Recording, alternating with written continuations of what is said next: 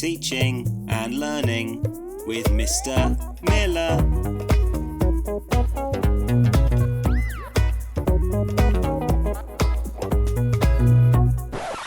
Hi there, welcome to another episode of Teaching and Learning with Mr. Miller. Today we're going to be looking at Chroma Key, or green screen as I've been calling it. But to be honest, Chroma Key and green screen, it is, for the sake of argument, the same thing. There are differences. Chroma Key can be done with any colour. Traditionally it was blue with film, but we've moved over to green with digital, but you can use any colour really, as long as it's not going to be shown on screen anywhere else other than the background or what it is that you want to key out, which means get rid of. I'll start by showing you how I set up the set for what I filmed, and then in the second section of this video we will look at how to actually edit it as well. As you can see, this is the studio. Now I'm using the studio at work or my school.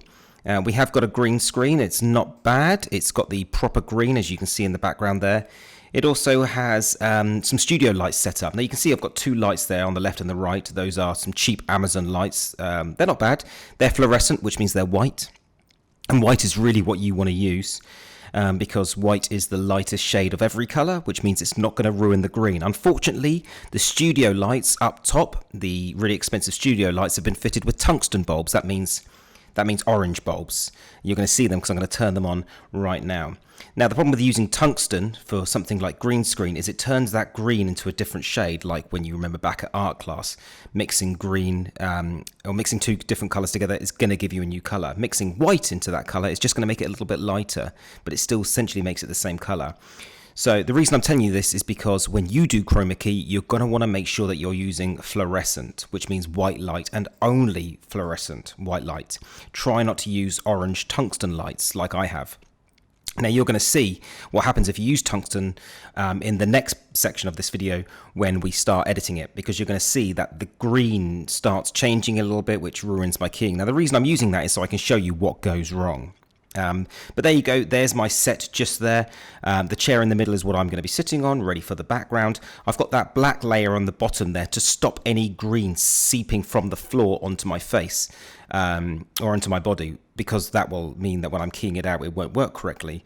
Also, you won't get that with fluorescent. You only get that with tungsten, so you won't need to do that necessarily. If you want to give this a go, by the way, you can just download some stock footage, some green stock footage, which you can get on most stock video websites or even just YouTube. I'll put a link in the description for you to be able to do that.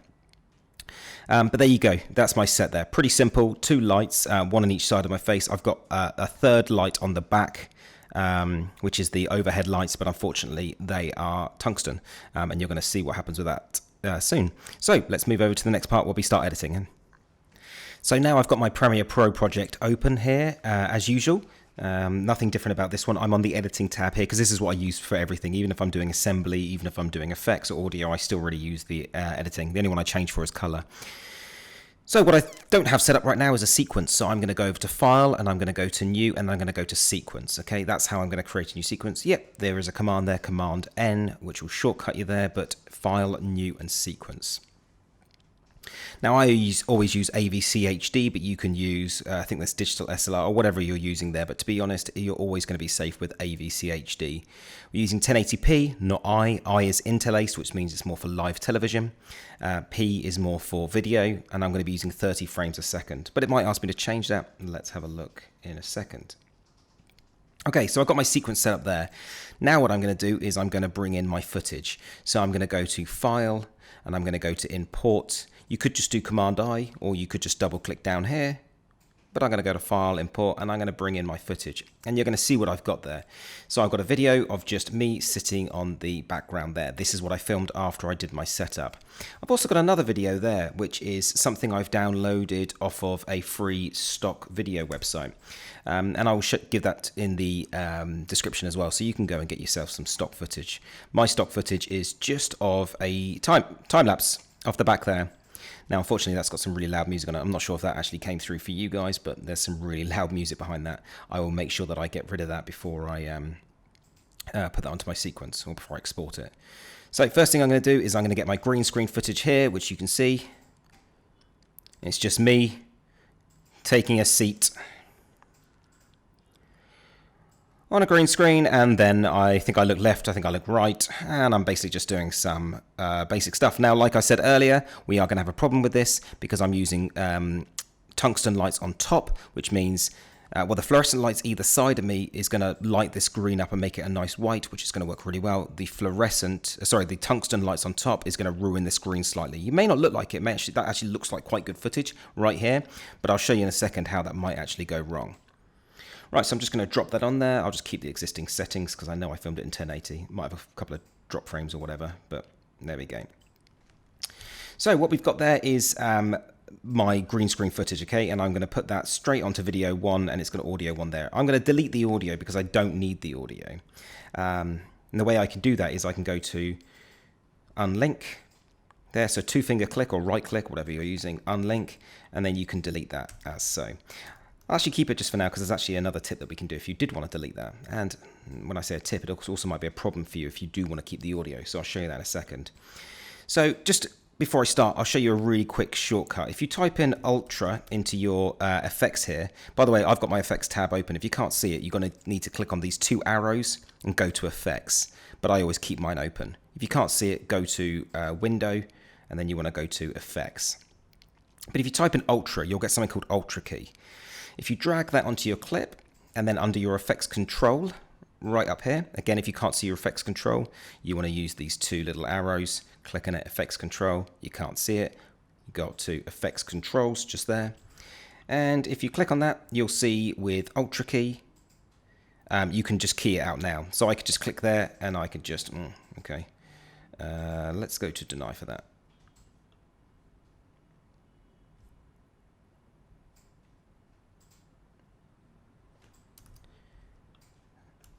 Okay, so let's try that again. So what I can do is I can just click on this eye droplet tool and then I can just click it, drag it on, and it'll just choose the green there. That doesn't work too badly. You can already see there's a little bit of a problem there. And you can kind of, you can fix it up a little bit there if you need to. There'll probably be other videos on how to use Ultra key, but I don't want to use Ultra key. I'm going to do this the other way using Adobe After Effects. So yep, for this video, you are going to need Adobe After Effects. If you don't have Adobe After Effects, just use Ultra key. It's probably going to work fine. But hey, I think Keylight works a little bit better in Adobe After Effects. So what we're going to do is we're just going to 2-finger click here, or right click, whatever you're going to use, and we're going to go to replace with After Effects composition. Now what this does is this is going to open up After Effects, and you can already see After Effects is popping up there. So this is opening up another program. It is another Adobe project, which is why I like using Adobe Creative Cloud, because all of these programs do kind of sync. What we're doing now is we're actually doing something called dynamic link. So Adobe is dynamically linking, or Premiere is dynamically linking with After Effects. So everything that we do in After Effects is going to happen pretty much in real time over in Premiere. Now the first thing it's going to do is it's going to ask me to save this project. I'm going to save it here. I'm going to call mine untitled project because I'm going to delete this after. I wouldn't recommend you do that. Name it something intelligent so you find it 6 months later, you know what it is. And what it does is it instantly brings in that footage right there. So there is my footage, okay? That footage there is exactly the same as what's in Premiere. I'm going to drag that over there. So, and now what this has done is it's turned this pink, because the reason is this isn't footage anymore. This is a composition. This is an After Effects composition. It is actually this After Effects composition. So everything I do here is going to be affected right here. Now, every time I do an After Effects composition, I always do it through Premiere. I always go to File, Adobe Dynamic Link, or New After Effects composition. If you don't like that workflow, that's perfectly understandable. My recommendation would be open up Adobe After Effects, make your composition or whatever you want to, and then in Premiere, you can import it afterwards if you want to bring it into another film. I was trained how to use Premiere before After Effects, so I much prefer Premiere's layout and way of working and workflow, so that's how I always do it. I don't think it's a bad way of working, and I think you'll run into less problems potentially later if you did do it this way. But hey, like I said, that's totally up to you. So now that I've got my composition there, and you can see it's down there as well, there's my original footage just up there, and here is my composition here. Okay, so it's kind of the same thing, but it is a little bit different. And now what this has done is, because this is a composition now, not the footage, it's actually unlinked my audio. So if I wanted to, instead of unlinking it, I could have just made this composition and then deleted it by pressing delete on the keyboard. Now the problem is with this potentially is if you want these two linked together, you're going to have to relink them by 2-finger click and then link. Okay, so keep that in mind if you do want to keep the original audio. What you might want to do later is 2-finger click and go to Edit Clip and Adobe Audition, which is the audio section of this. That might be something you want to do, and then link them together. That's we'll maybe look at that in another video though. Okay, so here's my footage here. What I'm going to be doing is I'm going to add an effect on here. Now, what you've got to do is you've got to make sure that you've got your footage selected. Okay, so just click on the footage, one click. You can see it's selected now. And then go up to the top and go to Effect, and then go to Keying, and then go to Keylight 1.2. Okay, so this is Chroma Key, but this is After Effects version of Chroma Key. Okay, not Ultra Key, so it's a little bit better, it's a little bit more sophisticated. When you click that, you'll see it pops up just there. There you go, so there's Keylight 1.2. I'll tell you what, I'll close up these mixes there. So what we've got now is something very similar. You know, you can still see it's got screen color there, but it is a little bit more sophisticated. So what you want to do is you want to get yourself to a representative sample part of your footage. Now this is of a chair. Really, I'm going to want me sitting in the chair. So there we go. You can already see, actually, I've got a green reflection on the frame of my glasses. That's going to be a problem, because that means now that green of the background is going to be keyed out along with the frame of my glasses. Maybe I've got a little bit of a shine there. And also what the tungsten light has done is it's kind of given a green filter all over me. You can't see it here really, but trust me, it will be there. So what we're going to do now is we're going to, first thing, we're going to choose the screen color that we want to get rid of. We're going to get this eye droplet tool, click on it once, and we're going to take it over here and we're going to click. Now, if you look at this background, the background isn't actually green. The background is greens with an S, plural. So what that means is we've got dark green there, we've got a lighter green there, we've got a really light green here and a mid green there.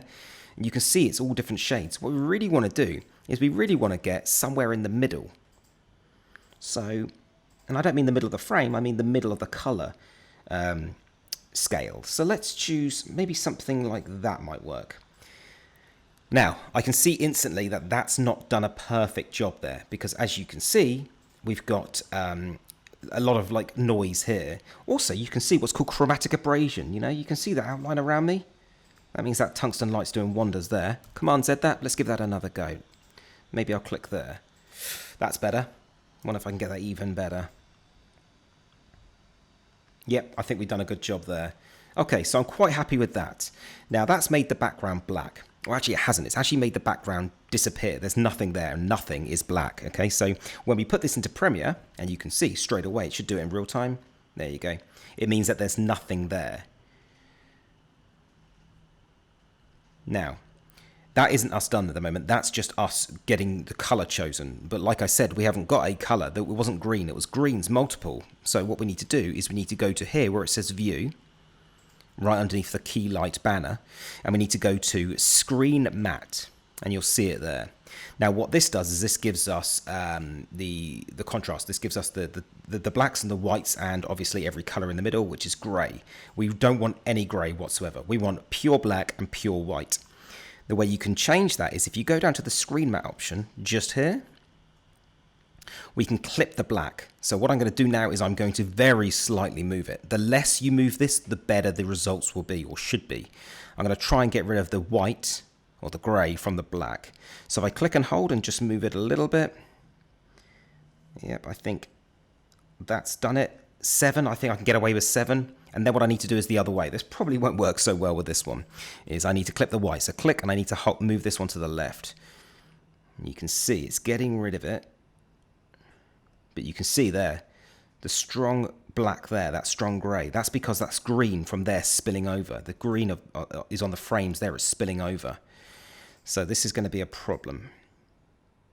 And what I should really do is I should really push this as much as I can. But like I said, the more I push it, the worse it's going. If you go too far, you'll actually flip it. And as fun as that looks, it's not what we want to do.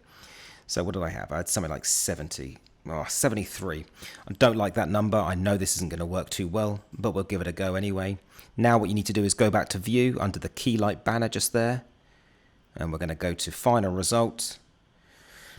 It doesn't look too bad at the moment. Okay, that looks like that's keyed out the back, and it looks like it's not got rid of too much of me. But I know that there's going to be a slight problem as we play it. Now you can play it here, but what this is going to be doing is it's going to be doing something called RAM rendering. So if I press the spacebar, you can see it's not liking it because it's trying to render it while it's playing it. See, not real time. I think I've got something like 4 frames a second, so it's not working there. But if I go over to Premiere, it's going to do a little bit better with this. So if I try and get it there, I say it's actually going to struggle with this as well, but let's have a look. Okay, so now that doesn't look too bad, but I can see that I've actually got a little bit of noise around there. It's kind of flickering somewhat. If I was to render this, look, you can see it on my shoulders there. Can you see it flickering? That's the green spilling over because of those tungsten lights. But it's all I've got.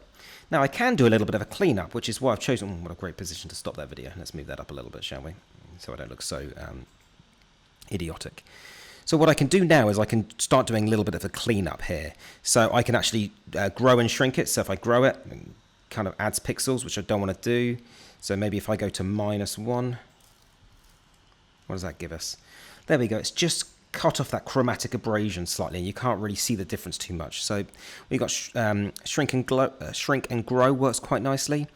You could also actually, I think I need to go back to screen mat. You could also do the replacement method. You could change this. Sometimes this works quite well, going to hard color. Okay, and getting rid of that grey. Sometimes that works better. I don't know. You'll have to give it a go, see what works for you. But like I said, that replacement method sometimes works. Okay. But that should work for now. But there's something else I want to show you as well in just 2 seconds. So there we go. So now I've got my footage and I've got myself. I've got the background keyed out now. So hopefully I'm going to stand out without too much visual noise. I'm going to get rid of that audio because I don't need that. And now what I need to do is I need to put this composition onto video 2, because anything behind me or anything lower than me is going to show. And what I want to do is I want to get that time-lapse video. So if I bring that in there and put that there, hopefully it should appear and it should look perfectly fine. There we go. Not sure why, but I think that's going to be 720 footage. So let's just go down to scale to frame size, and we'll blow that up a little bit. Pixelate, but no one's going to know. I can see that that music is loud. I'm going to get rid of that. That's going to annoy me. There we go.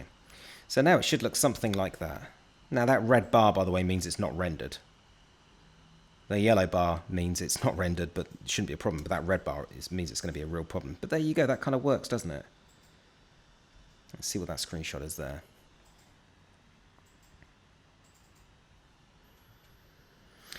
Now, there is something else we can do, because actually at the beginning of this clip, I know for a fact that we've got the chair sitting alone. By the way, if it is taking ages to just set up there, what you can do is just come back over here, Command-S, save it. It might be because it's not communicating perfectly. But there you go, that works nicely, and you see me walk in.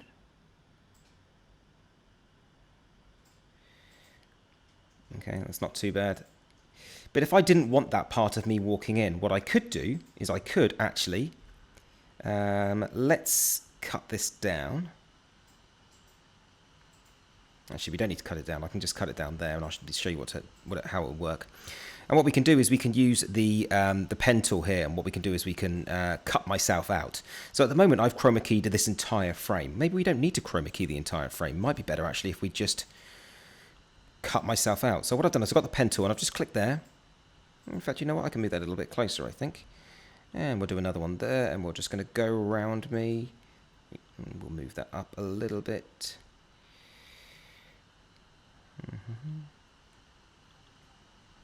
Okay, that's ruined already. Let's go back on this. Finish it off before I start making any changes. And there we go. And now what I've done is I've made a boundary for what the chroma key will do. And if I just move that up, and you can see it's going to get rid of that. Now we don't want to do it with the whole frame really. We can do it quite basically just like that. And that should work nicely. It can even go outside of the frame if you wanted it to. Maybe that might be better up here. You can bring it closer as you need to. And there we go. So now what that does is it means it doesn't matter about this. Okay, so however badly it went over here, that's fine. Now, if I remember rightly, I did my screen mat. 7, I can maybe lower it a little bit more. So you look, if I actually lower it down all the way to 0, it actually works fine. So maybe I'll bring the black up just to 3 instead of 7. That might work a little bit better. And bring that back to final result. Save those changes, come back over. Hopefully that looks a little bit different. Maybe it does and we just can't see the difference. But what you're going to see now is you're going to see the problem that we had before. See, because I cropped it, it means I walk into frame now, which means we don't want that. So once I sit down and get comfortable, around there, let's move that, move it up, and there we go. Now I've got my short sequence there, which hopefully should play, and there we go. Not the worst key lighting, not the best, but hopefully I was able to show you how this worked, and I was also able to show you how you could do it better using fluorescent lights instead of tungsten. Thanks so much, everyone. Make sure you check the description for the links for whatever you might need, and I'll see you next time.